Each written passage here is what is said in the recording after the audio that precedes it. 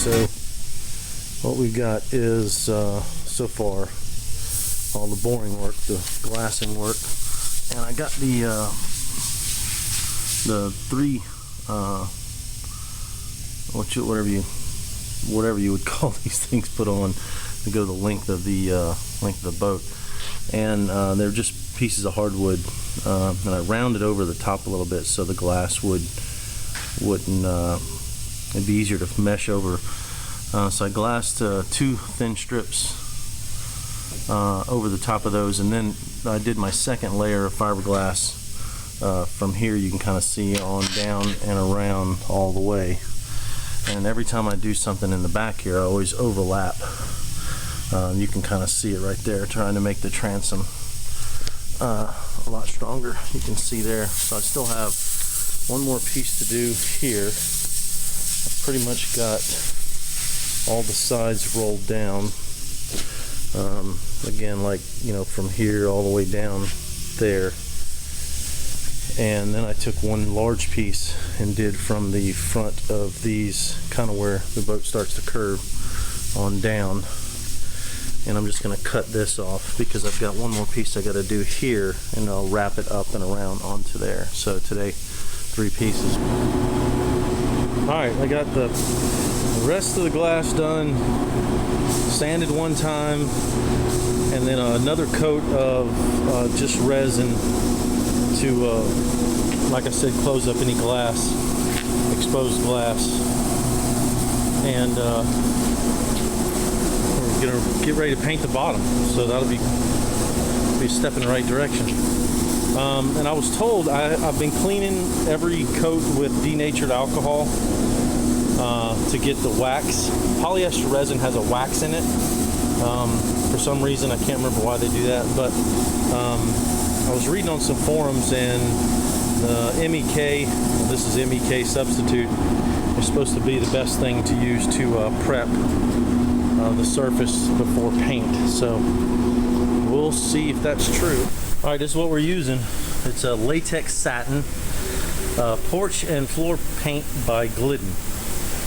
And this is just something that I heard that if it cures long enough, that it's actually a really durable bottom. I think the only reason you would use an expensive marine paint is if you're going to keep a boat in the water, and it has some characteristics that keep or resist growth of certain things or whatever.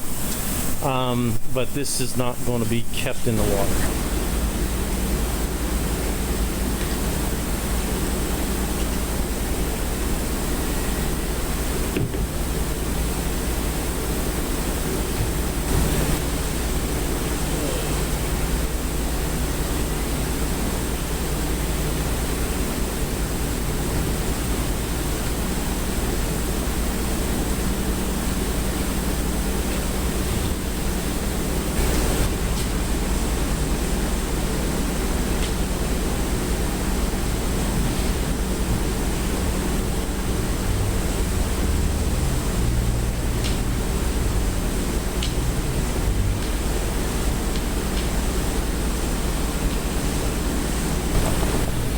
Alright, so there's only a couple minutes left on this flip, so I want to bring you in close and show you. Definitely going to need 2 coats, possibly even 3, I don't know. But I'm pretty happy with the little bit of texture and the look of the paint. I mean, the color, I guess. That's the first coat, and I stayed at about 2 inches away from the top because I still got to run my rail around there, and I want to bond that on. I'm pretty happy with the overall finish and look of it. I mean, for my first one, I like it. I think it's gonna, I got a good feeling about it, so hopefully that'll ring true. But okay, so probably do another update after I get it flipped over.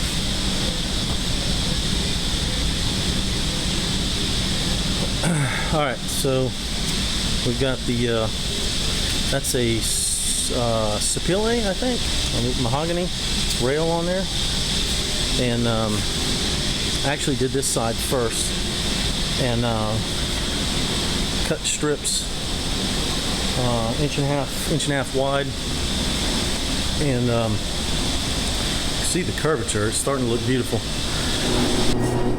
The last time we should see the bottom of this boat, hopefully. I got all the rail done just like I wanted. There. Got a resin filled in everywhere. I'll finish the painting when it's flipped over. But I'm real happy with the bottom. I've got a couple quilts here positioned so that I can hopefully just set this in down and roll it over, and then just move it over. Right, and then I scored this huge trailer.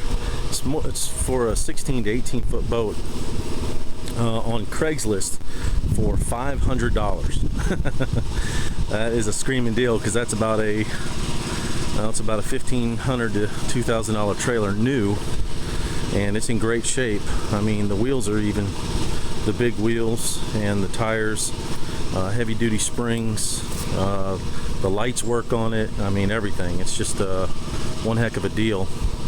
So I got that part out of the way, and the motor will be here the middle of this coming week, and so I'm going to try and put a lot of work into the boat so it'll all come together here pretty soon. Alright, so got her flipped over, put some quilts under it, and a blocking under the front that runs across it underneath the quilt, and then a 2-inch block in the back. It's nice and balanced and level. What I did was I cleaned up everything. I got some problems here where that didn't come together, so that'll end up probably getting painted around the top instead of varnished or whatever. But I can still do the outside, and it'll be a neat little accent strip. See, I got more right here, basically in the same part of the boat where you get this weird curvature. And from this view here, it looks like now that it's painted, you can see the shape of the boat. And I think what I'm going to do is build a compartment up front for 2 gas tanks and a battery to at least allow for it in case I need to weight that front down a little bit. It looks like it's a little too high, but maybe that's because it's just sitting on the land. I don't know. So we're going to start glassing the inside. I'm going to try and get the floor glassed, and I don't know, whatever I can get done, and hopefully later on that transom, because I'm trying to double up the glass on the transom. It's got to be the strongest part. Alright, so earlier we couldn't really celebrate because we were working, and you're supposed to celebrate when you flip a boat over. You know, it's kind of a big deal. I don't know if that applies to Jon Boats, but cheers. Yay. I can tell you another reason I want to get this boat done, because working with this fiberglass, I'm in long sleeves, mask on all day, and I mean, I'm just dripping friggin' sweat all day long, and it's cool in here right now. I don't want to have to do this in the summertime. But anyway, recap for today, what we got done. We got a layer of glass on the inside transom, 2 pieces, 2 pieces, 1 piece, 1 piece of glass, and then 1 on each end there.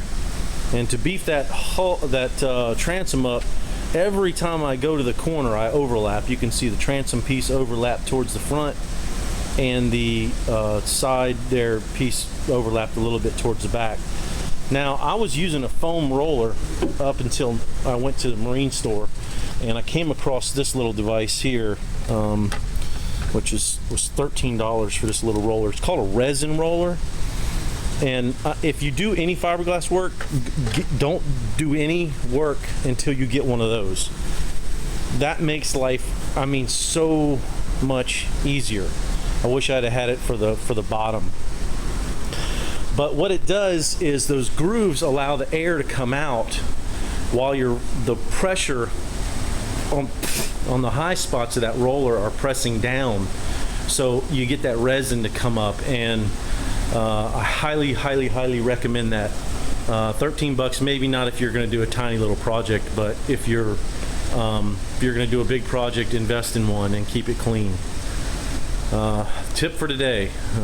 Anyway, I'll get the inside finished tomorrow. I'm going to go ahead and make this part 3 at this point. I think we've gotten enough done, and there's some people out there that I want to kind of show where I'm at with this. And anyway, we'll wrap it up for now. Appreciate everybody watching this part, and we will hopefully the last part will be seats and the front deck and some finishing details. So and hanging the motor.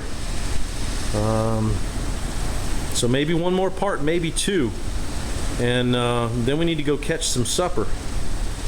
Y'all take care.